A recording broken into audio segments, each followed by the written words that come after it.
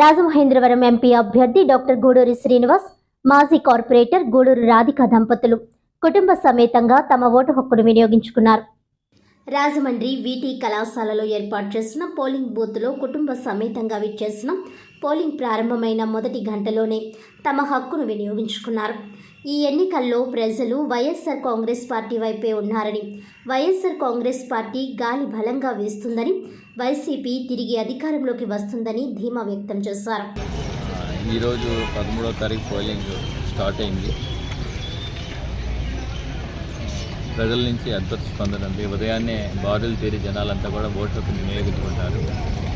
Election commission కూడా మంచి ఏర్పాట్లు అన్నీ చక్కగా పకడ్బందీగా చేశారు. ఎక్కడ అసౌకర్యం కలగకుండా చక్కగా ఏర్పాట్లు చేశారు.